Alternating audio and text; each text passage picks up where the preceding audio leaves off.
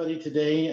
My name is Jeff Ledbetter. I am a public safety GIS expert with the DataMark team who focuses primarily in public safety GIS, where my time has been spent since 2009 with starting back in the old days of ArcInfo in 1998, using GIS technology in lots of different applications. And so my passion has been found in public safety.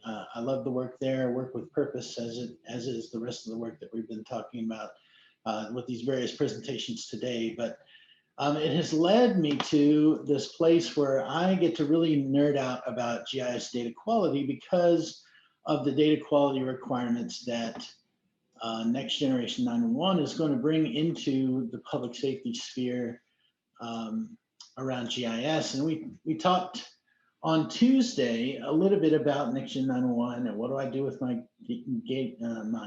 gap analysis state's given me about my data. And so I kind of teased you on Tuesday a little bit about data quality. And so today we get to dive in even further. And so I really want to encourage anyone who has a question to please put it in the Q&A, put it in the chat. I want this to be an interactive experience for everyone where possible. Do we even have a Q&A? I'm not sure. Chat is maybe where it's at. So let's dive right into the topic. There's lots of ways to kind of characterize dimensions of data quality, right? There's 7 ways, there's 8 ways, there's 53 ways. You can sort of say these are phases or dimensions of data quality, but I think they're well summarized in these 5 dimensions. And the questions to ask of your data, about your data, not of your data, is about its availability. Is the data that you need for your data set and your purpose available? And I think that really goes to the last presentation, right? Where the data wasn't available, they had to go through some acquisition steps. In their case, it meant getting the right equipment and creating it from scratch. In other cases, it means going and finding somebody who has the same or similar data and kind of tweaking it and turning it into the data that you need. So the answer to the is the data available question, dimension of quality, is about data acquisition, or the topic. Next, when you've acquired the data that you need to think through the completeness of the data set to the cause for which you're creating and using the GIS data. Are all the necessary data present? Okay, so I have address points, let's say, and again, I'm going to give you this discussion. It's about GIS data quality in general, but I'm going to give you that Next Generation 911 perspective, and the examples that I bring through are going to be that, because that's my passion and my domain. So do I have all the address points I need in order to improve the routing of 911 calls in the Next Generation 911 system? The answer is probably no for everybody across the country, but some people, they got a lot of address points. Maybe they do have everything they need. If I don't have everything I need, what are the steps I'm going to take to assess that and get into all the data that I need and create a complete data set? Thirdly, you have to ask the question about accuracy. Does the data reflect the real world? We talked a little bit on Tuesday how the question in Next Generation 911 GIS, the question of what's in the real world, is an interesting one to undertake as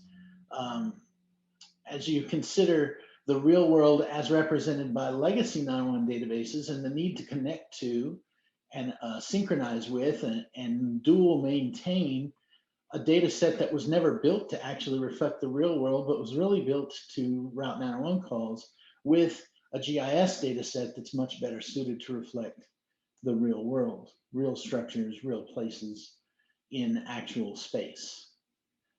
So those accuracy questions are important as it relates to data quality.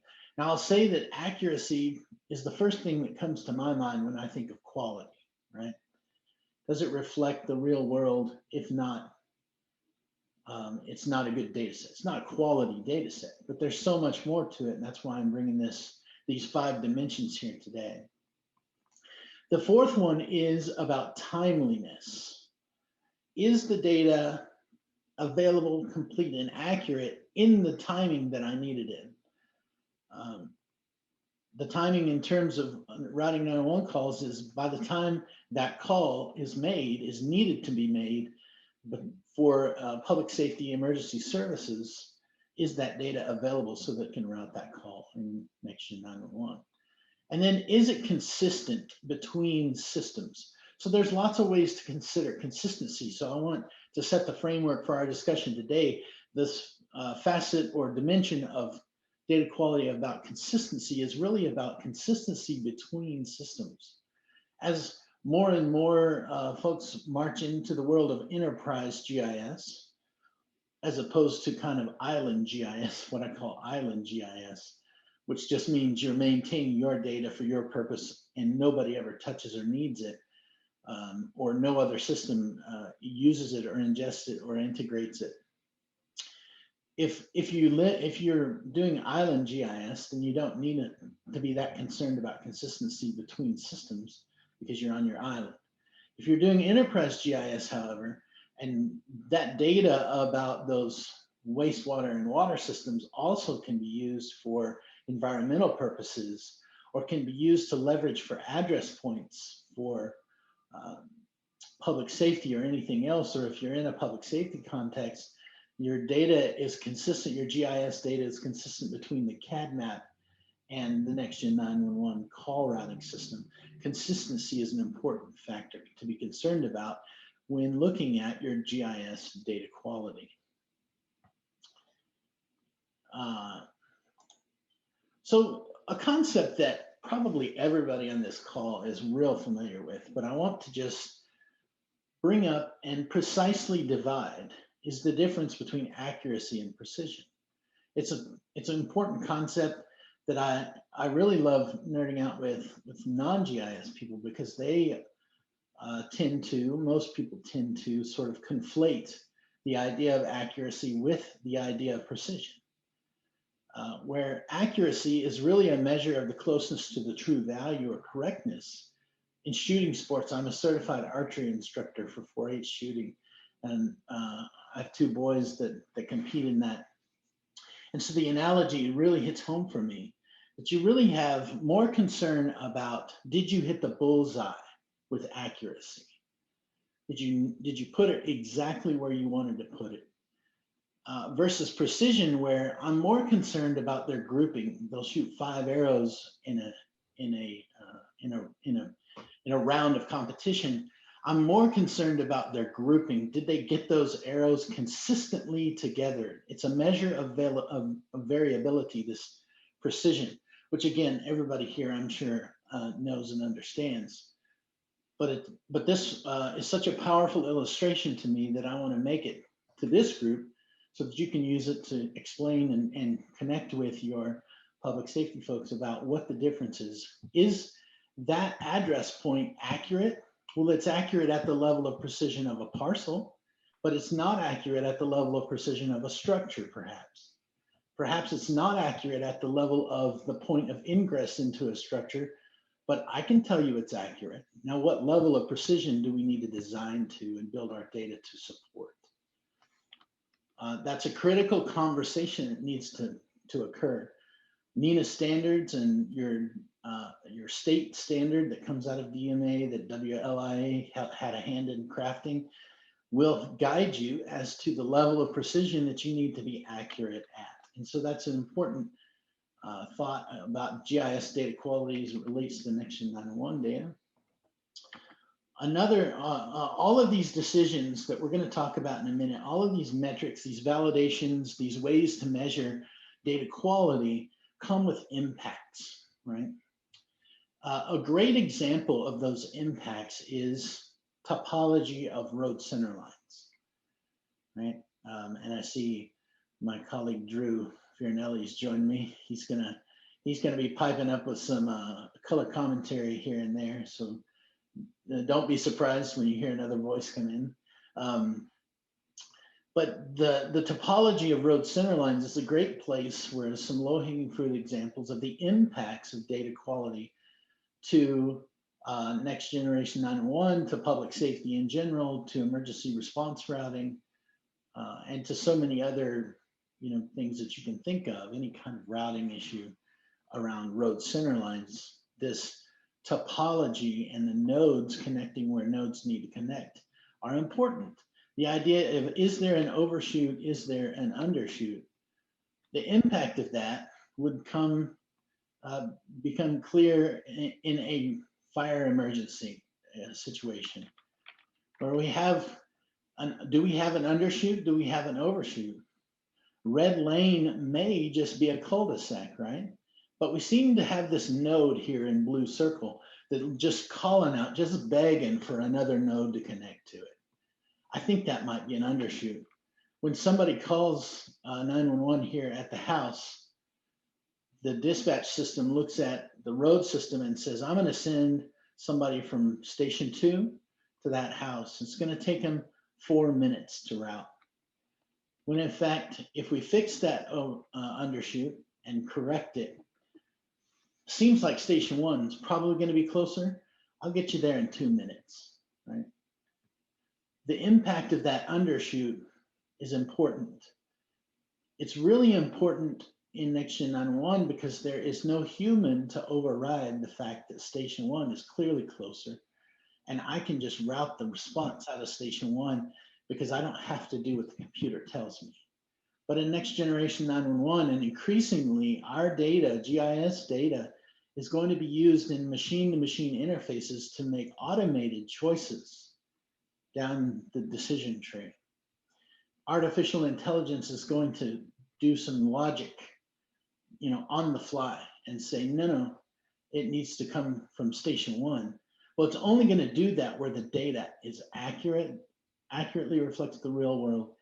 And there is a culture of data quality assurance that built said quality data. Here's another example out of next generation 911. It's a bit of an oversimplification to say that there should be no gaps or overlaps between polygon boundaries in next generation 911. However, it's generally true that there should be no gaps or overlaps that are not intentional. There's a distinction, intentional, unintentional. Those gaps should only be there if it reflects the real world. Because if a geodetic coordinate is routed into this and a point and polygon query occurs against these polygons, and the answer coming back from that question, where do I send this call, is, I don't know, which would be the gap answer. That causes confusion. The machine-to-machine interface is going to have some logic built into it, some fuzzy logic that says, you know what, when I can't find an answer, I'm going to send the call to this place. And this place may be a long ways away, and it may be 2 or 3 transfers into the right PSAP. Your GIS data made that decision, right, when that gap was put into it. And so as a GIS professional, you don't want to be making that decision, right? You don't want to own what comes from that decision. You want that decision to be a no-brainer, give it the right routing, and will not have any issues. So the question for data quality comes into the realm of professional responsibility and liability, and all the things that freak GIS people out about providing GIS data for public safety entities. But it's an important question. Can you defend the decisions made by a machine-to-machine interface based on your GIS data? It should. I only bring this to you because it should inform your quality assurance culture to be sure that it's in place and your data is what it needs to be for the purposes it's used for. And if it's not, be willing to stand up and say to those requesting your data, I don't think this is what it needs to be, and we need to put some effort into making it into what it needs to be. So let's talk a little bit about methods or tools to create data quality, GIS data quality, that is to the right level of precision, that is complete and accurate and timely in the way it needs to be, and consistent between systems. One great tool or method is fishbone analysis. Fishbone analysis, if you're not familiar with it, compares a placed address point a placed address point with the geocoded point that would that of the same address, civic address, right? So as somebody came through and placed 151 Main Street on the structure, where does it actually geocode along the road center line? Well, it's going to geocode at 50% of the line because it's 151, right? Well, if the placed address point was way over here, it's going to find a problem for you. It's going to tell you a story, and we'll get into the stories being told here in just a minute. But that fishbone is going to tell you the story of the relationship between the address point, the placed point, and the address range and road center line names in your road center lines. That's a critical relationship that we talked about on Tuesday. As we kind of laid out the path to NG911 readiness, step number 3 was location data normalization. And as you normalize things, you really have to not only normalize within address point data set, not only within the road center line data set, but between the address point and road center lines. If you haven't parsed the road name the same in both data sets, it's not going to be able to geocode to the right place, or you may not be able to find the address point when it first consults that data set. So this gives a rich data set for analysis.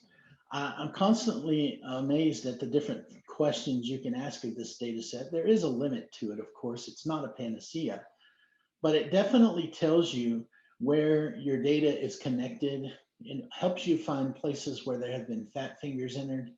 It helps you find places where data that was built for use as like an asset management system, or data that was built for use in a routing system, a navigation system, or data that was built for some other use, a pavement management system, may or may not have everything that you need for use in public safety systems. A good example is, firefighters really, and this is true of law enforcement as well, but really firefighters especially, are way more concerned with where my tires can roll down that road than they are with if that's a legal address point. Planners though, building officials are more concerned about, is that a legal address point? Because if it's not a legal address point, building officials don't want it in their data, right? But fire chiefs are like, no, I need to know where that structure is and how the people that are calling on the phone for 911 support are going to call it to my dispatchers. And so that's something to solve. What am I building this GIS data set for? Do I need to set up a structure where I can build a maintenance data set that does both of those things, but I automate an output for each of those different things with different levels of precision and accuracy, right? Do they reflect the real world? Do I add a flag for legal address so that when I put it out to the permitting system, it doesn't confuse them? And when I put it out to the fire department's CAD system, it doesn't confuse them. Those are some things to think about when you're looking at data quality for public safety, and again, any other presentation of that. This is a good example of kind of a typical suburban neighborhood, but you see different areas in this picture of fishbones, some of the value of fishbones. It shows you where maybe we have some different kind of address range management going on. We've got some good perpendicular fishbones here.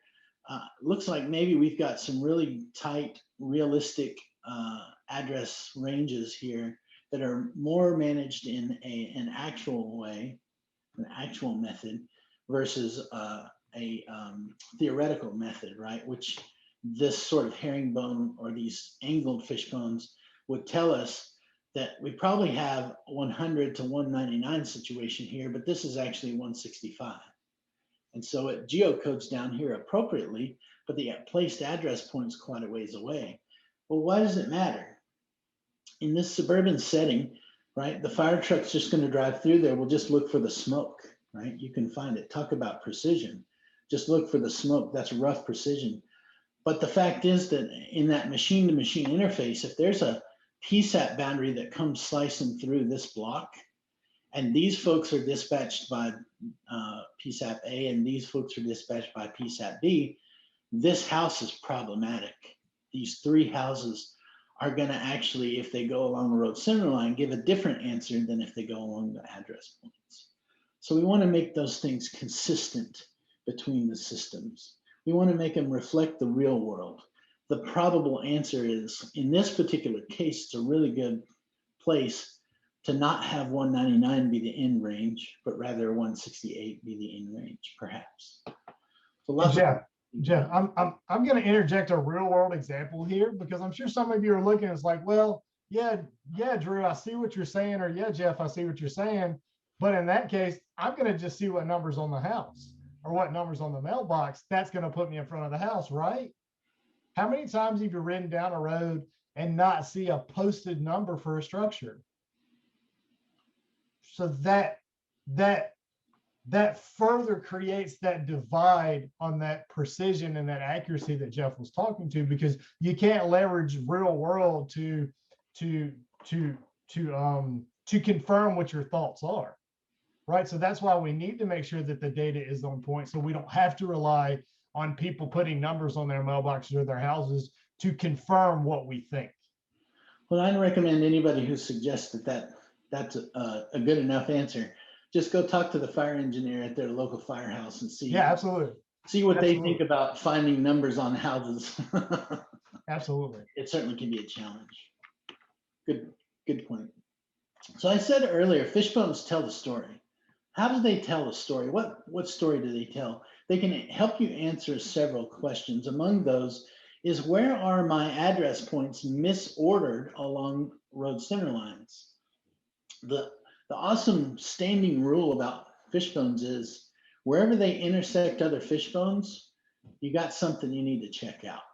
Now, it may be that this addressing does reflect the real world, 1507 versus 1511. Perhaps that is the way it is, just because somebody was seeing double the day that they assigned those address points, maybe. So they may be accurate, but the fact is that the fishbone says, hey, something's wrong here. We need to look at that. And so again, I want to pull the thread throughout this presentation of building a quality assurance culture within your GIS shop, within your larger organization that services the public safety need, or any other need for that matter. And in building that culture of quality assurance, you build a willingness to go and explore everywhere there's a question to be answered, and get an answer to that question. If it's not an issue, then you spend a little bit of time figuring out that it wasn't an issue, but if it was, you were able to fix it. Oh, what is that? Another story that's told is about road centerline digitized direction. Now, this is a great story because for a group of GIS nerds, right? Because back in the day, everybody had to do some of that digitizing, right? You had to put in your time as an intern, not just buying your boss some coffee, but digitizing lines for this, that, or the other thing, digitizing manholes, digitizing address points. If you were real lucky, like I was back in the day, you had big pieces of paper and a big old digitizer tablet. People that are coming out of school, of course, don't have any idea what that even means anymore. But everybody had to put in their time. Well, when you're digitizing things, you just want to see that there's a geometry line there. There's a structure there. But then as you put the address points along it and you start comparing the geocoded point, you get this really, again, stunning story being told by the fishbones. And it's that the end point and the begin point and the end point are in the wrong place. As the addresses ascend, and they're hard to see, so I'm going to get real close to my camera here. As they ascend from 1101 all the way down here to 1127, the road center line is actually digitized, and the address range on it ascends the other direction. Now, this could be a geometry problem, or it could be an attribute problem. The fishbones bring your attention to that place where you dig into it, figure it out, and fix it, right?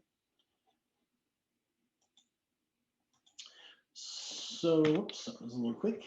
Some other things that need to be considered in terms of building that culture of quality assurance are some validations that are very helpful. I only have time for a few of these today, so we're going to move pretty quickly through this as my time is at up at 3:10, and I want to be sure that we have a few minutes to talk about questions if any come up. Some validations, looking for duplicate address points. Duplicate address points are almost always an indication that there just needs to be some subaddressing, or there was some fat fingering going on, some not great data entry. That happens. We're all human. AI is even worse. So, yet at least. Some other ones are some address points not reflected in line. That's a mismatch there, right? Socks with Birkenstocks and the jean leg with the Chucks. This is the best example where you can find things were fat fingered, or there's some sort of clerical error or some confusion over how to spell, Maine, M-A-I-N-E or M-A-I-N, street versus drive, right? And the address points are consistent within the address points, and the road center lines are consistent within the road center lines. But when you compare them to each other, you see, oh, wait, this actually should be Pointee Drive, P-O-I-N-T-E Drive, instead of P-O-N-T Drive. And so there's a great validation to find lots of things there. Misordered along the road center line, we kind of already talked about it, where these fish bones cross. There are sometimes some addresses that were either misassigned or they were assigned this way for some good reason, but the GIS data doesn't know about that. And so you don't want to be caught unawares on that sort of a thing. The IMSAG has no matching road center line. The IMSAG being a legacy 911 GIS database, you want to be able to say that I have connected every road center line in my GIS data set back to an IMSAG record. And I've examined the IMSAG records that don't have a road center line to say, I can explain why this doesn't have a road center line. And until you can do that, you're really not Engine 911 GIS data ready. And so again, I just want to emphasize that culture of quality assurance comes through in your maintenance process as well. As you kind of get over the hump and build Engine 911 GIS ready data, as you build the data that was discussed in the last presentation about water and stormwater systems, it doesn't matter what the application is. You're going to need to define a data maintenance process that does the rinse, wash, repeat cycle of constant quality assurance, quality control as we add new points, as we add new road center lines, as we add new data of any type, that it goes through a strict quality control process. And then as questions are asked or issues are raised, that we have that process in place to build a culture of quality assurance. And so in the last couple of minutes that I've got here, I'll just summarize by saying that data quality has to be a primary concern as a data steward, not as a data stewardship. But most everybody who's in a GIS department, many of you are not the data owners, right? The public works director just before me was the data owner, and he has a GIS person or department that is his data steward, because that public works department are engineers and they don't want to have to become GIS experts, and nor should they be asked to, because they're data owners and you are the data steward. Equip yourself with tools that help ask and answer the right questions. And then recognize, again, the level of precision that you need to design your data to meet. Engine 911 calls for a level of precision that most road center line address points and public safety boundary data sets haven't been called to answer before. And then I'll just emphasize again that thread that I tried to pull throughout the conversation about building a culture of quality assurance so that there is confidence in the quality of the data. There is confidence in the people executing that rinse, wash, repeat cycle. And so with that, I'll meet my 3:10 mark here and turn it over, open it up for any questions. Thanks, Jeff. Thanks, Drew. So we did have one question come in. I think we'll just have time for this one question if you could address this. And this is from Gail. Is the M2M algorithm using proximity to PCAP boundary in any way for getting a heads up to maybe having alternate routing issue? Hope that question makes sense as I read it. I don't know what an M-to-M algorithm is. I'll need a little help with that. Machine to machine. Machine to machine, thank you. The machine to machine elements are going to be, they're going to vary from place to place. Now, it's highly likely that in Wisconsin's case, the state will provide that machine to machine interface. You will feed your data into it. And it's got some fuzzy logic built into it. And they'll, again, depending on which one they pick, the fuzzy logic may be a little bit different because its job is to route a 911 call. And it's going to use a spatial query to do it in most cases. But when that spatial query doesn't give it the answer that it wants, how it determines what the default route is may vary from provider to provider. My question was, are they starting to realize that when you put a PSAP boundary down, some of the fuzzy logic could say, show me the ones that are within a certain buffer of this, so that you just are, there's just a heads up that this is Yeah. almost right on a boundary. So look at it in more than one way. Some of them will do that. In fact, some of them actually say you can't put any address points or road center lines that touch that boundary, because if it touches the boundary, it's going to confuse my software. And so some of them, you have to go back to your GIS data set and offset things for them before you upload it. And again, that goes back to this idea of, can I maintain one GIS data set that uses multiple, the same data to produce multiple end outputs? And some of the fuzzy logic can handle the fact that it touches, and in fact encourage you to have these snap points that everybody agrees to that do touch. So it varies really from provider to provider. Great. Well, thanks again, guys. I think we're going to leave it at that for today. We appreciate your time and energy in providing this information today. So thank you very much.